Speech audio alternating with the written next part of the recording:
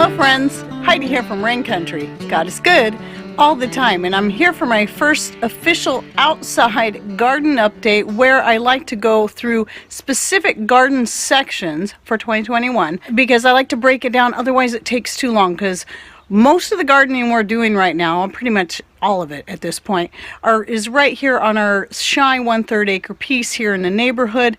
We do have the shy acre piece just down the road there, but as of yet we haven't started any official gardening. It's all happening right here because this is where we started it all, and it's just easier here because I can harvest things from right out my front door and back door.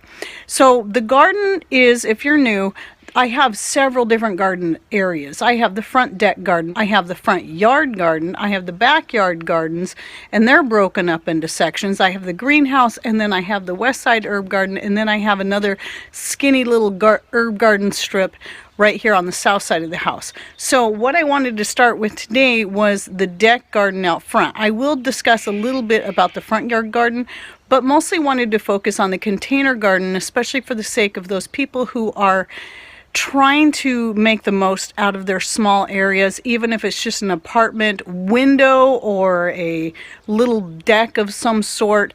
I wanted to talk about this first to kind of give you some ideas of what you can do. All right, so let's get started. Okay, so I'm going to start here from this front, right next to the steps that come up to the deck. And from the Japanese maple and over, that's all the front yard garden area. You can see over there my two rhubarbs are just exploding.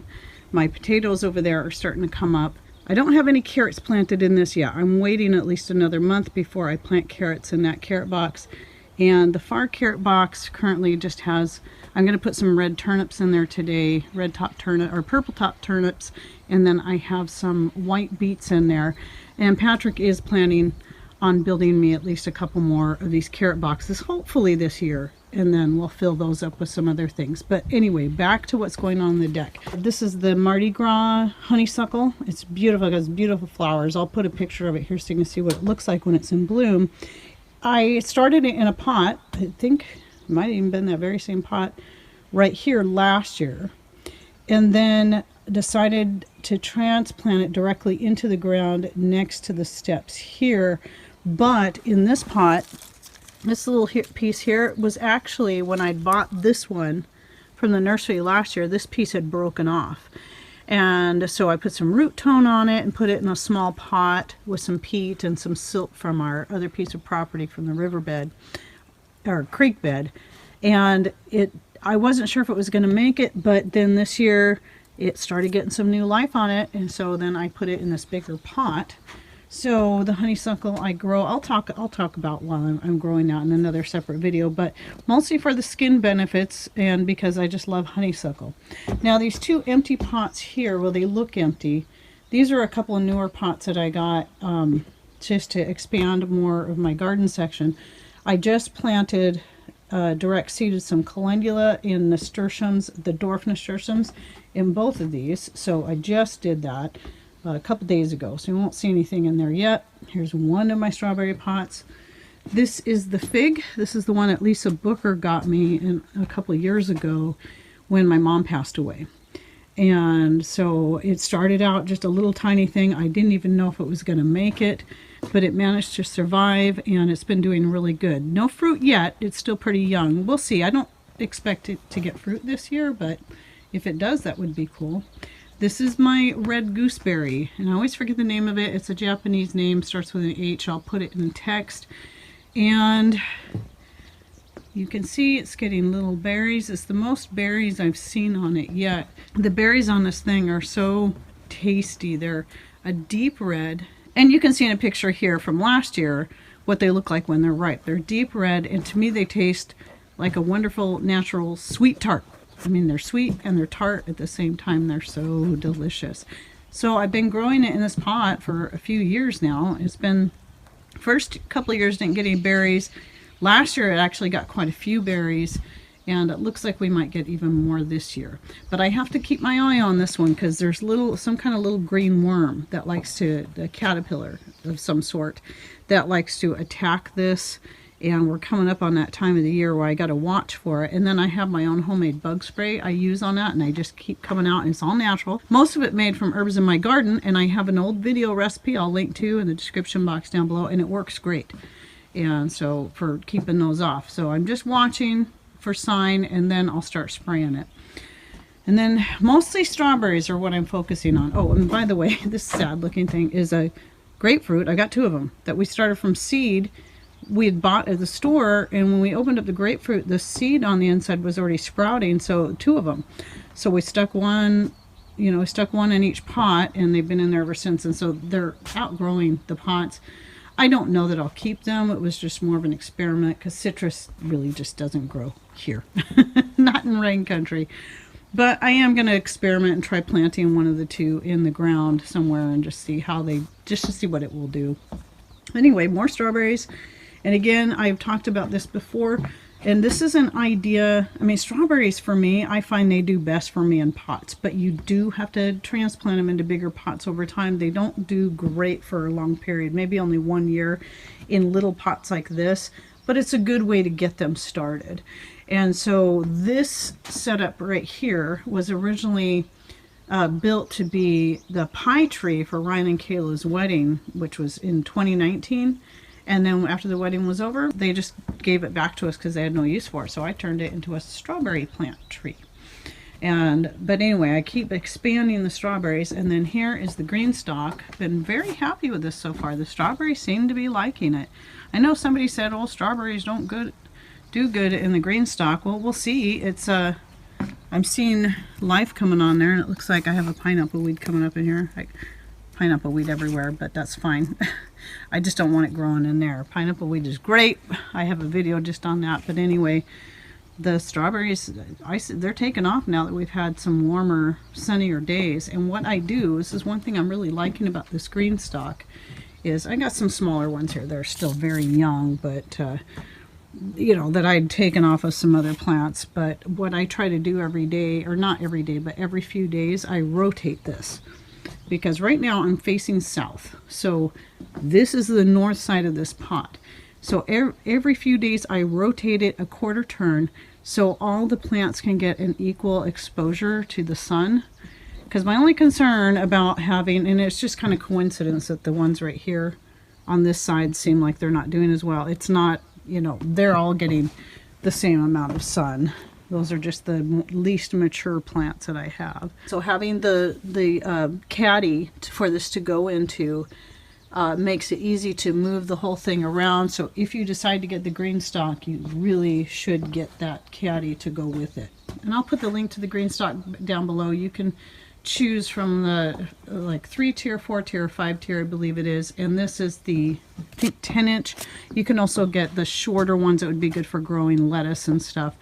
And the whole thing would be shorter. I considered getting that too. I might, I don't know. I want to watch and see how my strawberries do in this. But anyway, if you go through that link, you can save some money if you're interested in it. And plus it helps us out a little bit. Another pot full of strawberries. This was a box, a planter box Patrick had built years ago.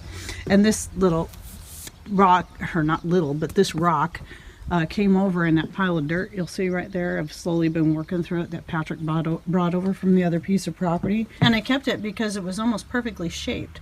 This would be one of those that would, and it's very smooth. These would be one of those that would be perfect for painting if I ever had time to get into something like that. But either way, I liked it, so I saved it.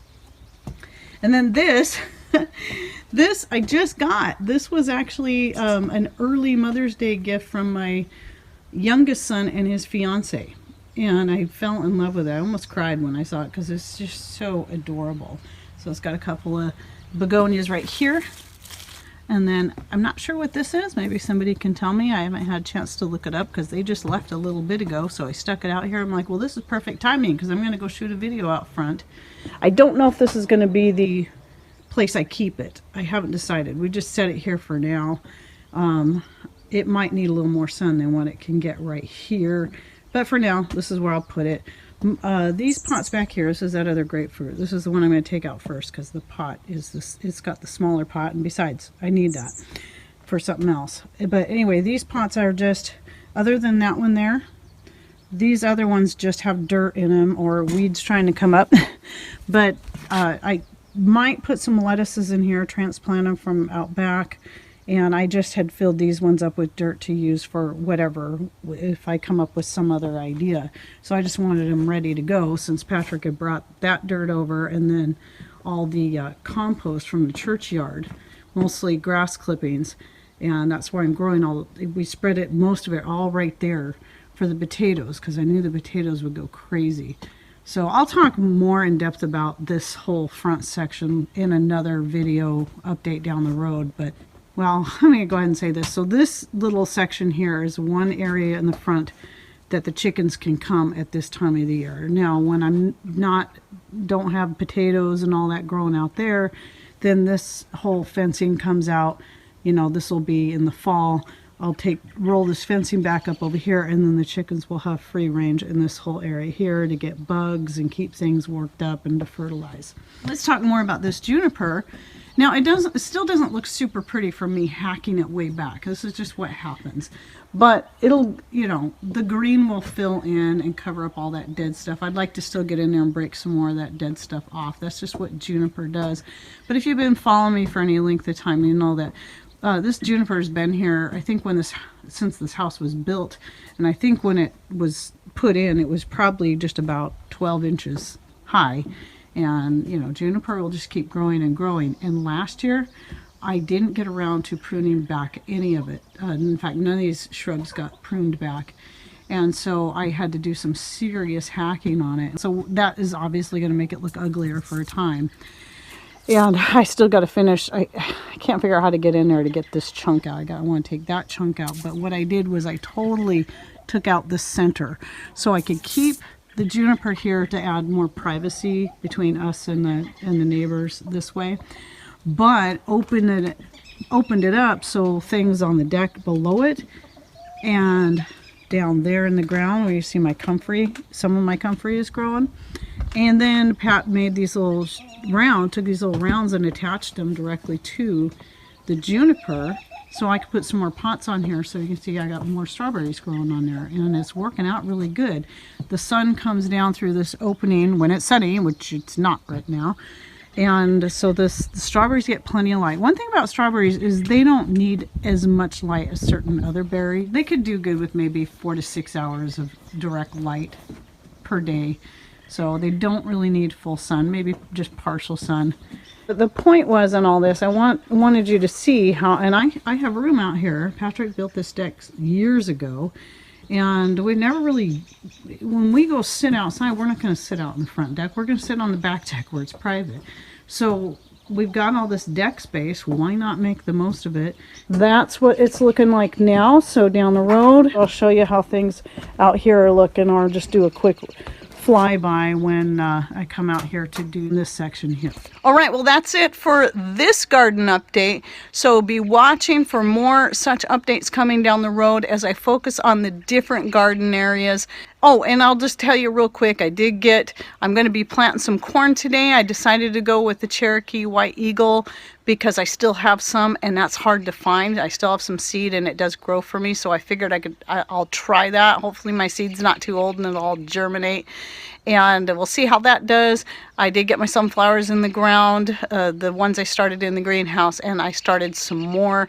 So, and the beans are starting to pop up out of the ground in the pots that I have them in out back, but you'll see that in future updates and a lot more that's going on back there. All right, well, thanks for watching. Take care, and God bless.